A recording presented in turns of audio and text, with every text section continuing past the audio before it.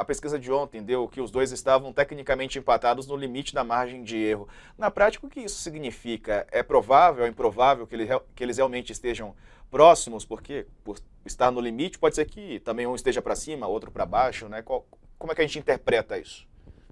É. Então, considerando que a margem de erro para o total da amostra é de 2 pontos percentuais, né, para mais ou para menos, e a diferença entre os dois candidatos ficou em 4 pontos, então a gente diz que eles estão no limite da margem de erro, mas há maior probabilidade de Lula estar à frente, porque Lula pode ter entre 47% e 51%, e Bolsonaro entre 43% e 47%. Então, eles se encostariam nesse resultado de 47%, mas não há uma intersecção dos resultados. Então, por isso que dá para afirmar que Lula estaria à frente de Bolsonaro, né? Nesse limite técnico da margem de erro, do empate técnico. O Luciano, e é correto afirmar que, devido a percentuais tão altos assim, 49, 45, é improvável que eles estejam empatados no limite, porque com um percentual maior, há uma segurança maior para se dizer que o Lula está à frente, que o Bolsonaro está atrás? É correto analisar assim? Sim, sim. Diante desse quadro, a gente consegue dizer realmente que Lula está estatisticamente à frente de Bolsonaro, né? Aí só retomando um pouco sobre o resultado, né? Se comentou sobre Minas, a gente realmente não tem os resultados em Minas Gerais, a nossa amostra não permite esse tipo de leitura, mas a gente observa que no Sudeste a diferença de Bolsonaro em relação a Lula agora é de 7 pontos. E na pesquisa anterior eram de 4 pontos percentuais. Então, nós verificamos algumas oscilações em alguns segmentos, né, como no Sudeste, por exemplo. Diego, acho que a medida é uma medida correta, porque a liberdade de expressão, a liberdade de opinião, né, não significa, né, elas não significam liberdade para difundir fake news, para caluniar, para cometer crime. A justiça eleitoral ela tem uma natureza diferente dos demais órgãos da justiça. Ela tem que ser mais célere, ela atua de uma maneira, ela atua num momento muito menor, num período de espaço muito menor, né?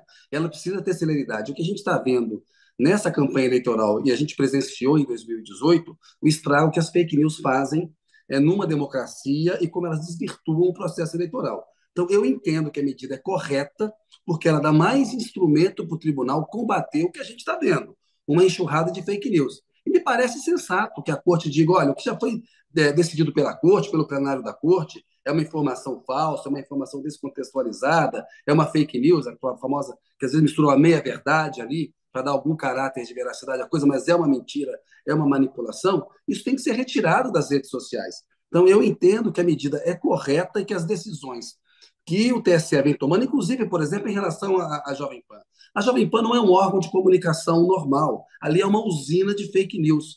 Há jornalistas corretos e que praticam jornalismo lá dentro, mas são uma exceção. Como regra, é um veículo de comunicação que difunde fake news o tempo inteiro, assumiu a linha de frente da difusão do discurso de ódio na sociedade brasileira. Portanto, o TSE tem que agir, porque liberdade de imprensa, a liberdade de informar, e nós somos jornalistas, quando eu escrevo uma coisa, quando eu opino aqui, eu estou sujeito a sofrer algum tipo de questionamento judicial.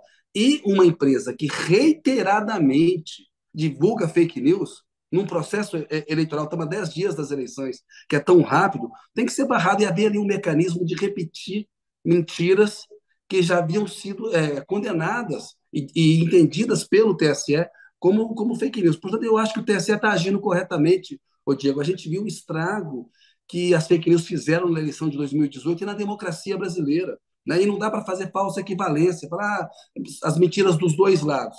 Sim, há posts da parte do PT, da campanha do PT, que o TSE considerou descontextualizados, deu ganho de causa para o Bolsonaro, as decisões estão sendo tomadas. Mas, na comparação, é muito maior o volume do lado bolsonarista. E o lado bolsonarista mente sem o menor pudor, né? Sem o menor pudor. É preciso que a Justiça Eleitoral e o Tribunal Superior Eleitoral tomem medidas e incrementem o seu poder para coibir esse tipo de abuso. E as empresas, Twitter, Facebook, Instagram, WhatsApp, Google, têm que ter mais responsabilidade em relação ao conteúdo que publicam, porque isso danifica, isso causa dano e prejuízo a democracia. Então, eu entendo que é uma medida correta e liberdade de informar, liberdade de expressão não significa liberdade de cometer crime e difundir fake news, na minha opinião. Muito bom. Já já a gente vai retomar o assunto Jovem Pan, porque é um assunto bem comentado aí na rede. Eu quero falar mais sobre esse tema com vocês.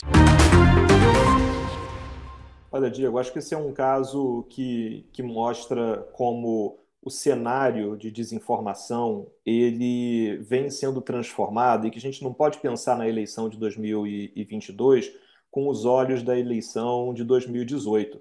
A gente sabe, por exemplo, que a eleição do presidente Donald Trump nos Estados Unidos em 2016 se fala muito sobre o papel das redes sociais nessa eleição, sendo essa eleição como aquela que despertou para o potencial de desinformação postado nas redes sociais. Mas, ao mesmo tempo, a gente tem uma série de estudos muito interessantes que mostram o papel da televisão, no caso americano, em especial a TV a cabo, que levou a esse potencial de desinformação. E, de certa maneira, essa é uma história que vem se evoluindo de 2016 para cá, e em 2022 a gente percebe como esse ecossistema de desinformação que o direito precisa combater, ele é muito mais complexo. Ele não é, a eleição de 2022 não é a eleição do WhatsApp, que foi a eleição de 2018. Essa é a eleição em que você tem os aplicativos de mensagem instantânea, você tem televisão, você tem veículos que se fazem parecer como sendo veículos de imprensa que espalham informação que, no final das contas, ela é maquiada, adulterada. Então, de certa maneira, quando o ministro Alexandre de Moraes fala numa segunda fase das fake news, da desinformação, de certa maneira ele está olhando para esse ecossistema que é mais abrangente. E aí a reação do direito, ela precisa também acompanhar a velocidade com que esses mecanismos de difusão, de espalhamento de desinformação acontecem. É claro, é importante sempre lembrar, a liberdade de expressão, ela precisa ser protegida, ela precisa ser tutelada, mas como o Kennedy colocou, a liberdade de expressão não é um direito absoluto.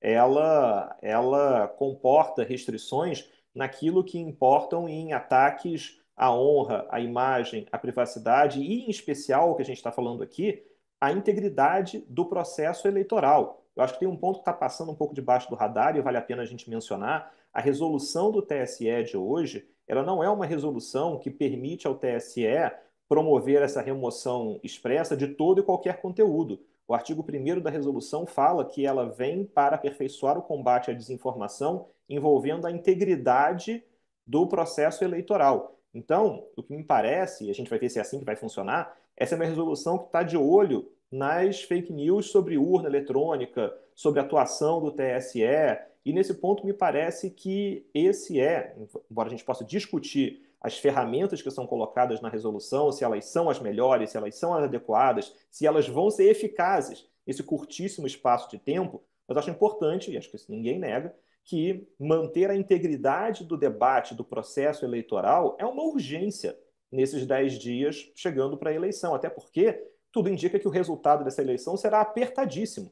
Então, questionamentos sobre a integridade do processo eleitoral vão começar a ser cozinhados agora, para que esse prato seja servido daqui a 10 dias.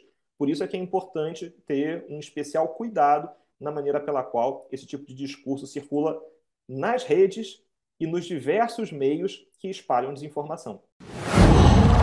Qual